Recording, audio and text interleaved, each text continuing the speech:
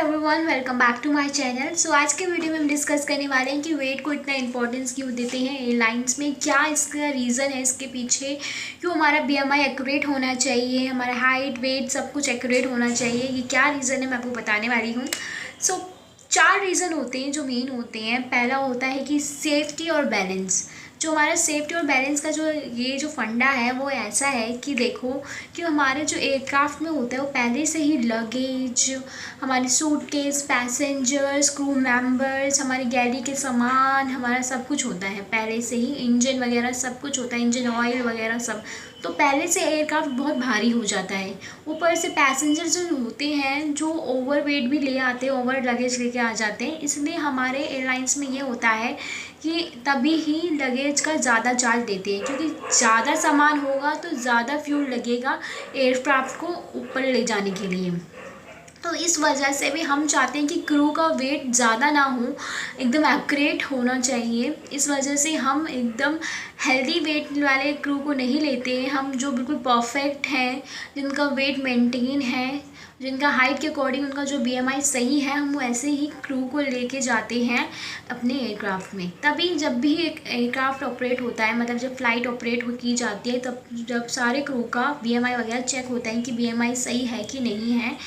और इसीलिए भी वेट काफ़ी इम्पोर्टेंट है। इसलिए हमें रिजेक्ट कर दिया जाता है कैबिन क्रू के इंटरव्यू में कि हमारा हेल्दी वेट है, हम ओवर वेट है, इसलिए वो एक्सेप्ट नहीं करते हैं। सेकेंड रीज़न ये भी है कि हमारे अपीयरेंस को लेके, हमारे अपीयरेंस काफ़ी अच्छा होना चाहिए। अगर हम हेल्दी होंगे तो हम अच्छे से काम नहीं कर पाएंगे, ऐसा भी कहते हैं। इस वजह से भी हमें रिजेक्ट कर दिया जाता है। विंग स्टैंडर्ड होते हैं वो भी मेंटेन करना पड़ता है क्रू को। सो जो अपीयरेंस होती है, इस वजह से भी क्रू का जो वेट है वो ओवर वेट नहीं होना चाहिए।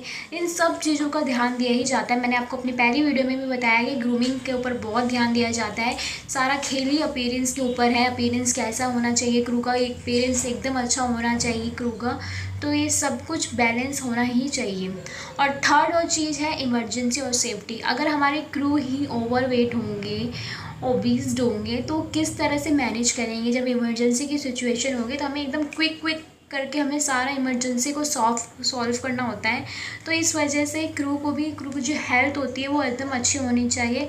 क्रू को भी एकदम ऐसा नहीं है कि हम पूरे वीक काम करवाते हैं क्रू को, ऐसा नहीं होता है। क्रू को भी हॉलीडेज़ मिलती है, जिसमें भी क्रू को एकदम पूरी प्रॉपर रेस्ट मिलनी ही चाहिए, वरना उनको जेट लैग की प्रॉब्लम्स भी हो सकती हैं। इस वजह से ही क्रू के हेल्थ के ऊपर भी बहुत ध्यान दिया जाता है, उनकी मेडिकल के ऊपर भी।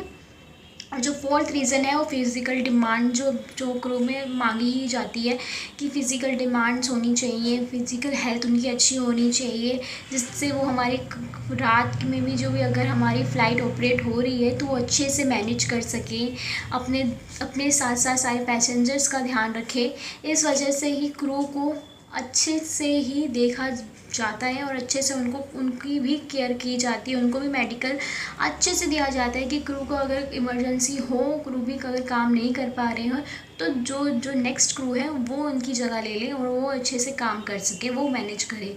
इस वजह से ही वेट बहुत इम्पोर्टेंट रखता है।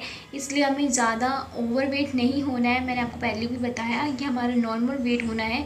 आप बीएमआई कैलकुलेटर पे ज़रूर चेक कर सकते हैं। क्या आप कैलकुलेटर पे चेक कर सकते हो? आप गूगल पे सर्च करेंगे बीएमआई कैलकुलेटर तो वो आ जाएगा। आपको कुछ नहीं करना है, आपको अपनी एज डालनी है, अपना हाइट और अपना वेट डालना है, जिससे आपका आ जाएगा आपका बीएमआई कैसा है, ठीक है कि नहीं है। आप जब भी कैबिन क्रू की इंटरव्यू देने जाए तो इन बातों को बिल्कुल ध्यान देके जाइए कि आपकी हाइट और आपका वेट, आपकी ग्रूमिंग, ये सब चीज़ एकदम परफेक्ट होनी चाहिए। मैंने आपको पहले भी जैसे बताया है कि अगर आपके अंदर एक भी क्वालिटीज़ होंगी वो आपको ले लेंगे, वो आपको एक्सेप्ट कर लेंगे, आपको सेकेंड राउंड में भेज दिया जाएगा। बस आपको अपना स्टैंडर्ड मेंटेन करके रखना है। आप जब भी जाएँ अपने पेरेंट्स को इस तरह से बना के जाएँ जिसके वजह से आप सिलेक्ट हो जाएँ, और अपने अंदर इतनी पॉजिटिविटी लेकर आएँ कि आपको ही होना है, आप क्रू बन सकते हो, आपके अंदर वो कैपेबिलिटी है, आप कर सकते हो। इस तरह से आप अपनी एनर्जी को बूस्ट कर सकते हो, अपने आप को कॉन्फिडेंस दे सकते हो कि आप ये कर सकते हो। आपके अंदर वो खूबियाँ हैं जो एक अच्छे क्रू के अंदर होनी ही चाहिए, ये सब आपके अंदर हैं। आप इस तरह से कर सकते हैं। और जो भी फ्यूचर कैबिन क्रू बनना चाहता है उनको सबको मेरे तरफ से best of luck, best wishes है मेरी तरफ से। आप सब बने क्रू और आपके जो भी ड्रीम्स हैं वो सारे पूरे हों। और इसी तरह मेरे वीडियोस को लाइक करें, शेयर करें, सब्सक्राइब करना ना भूलें मेरे चैनल को। और आपको कैसा कंटेंट चाहिए और आपको क्या डिटेल्स चाहिए कैबिन क्रू के रिलेटेड आप मुझे ज़रूर बताइए और मैं आपके सामने ऐसे ही वीडियोस लेके आती रहूँगी। तब तक के लिए bye. Thank you so much to my all new subscribers.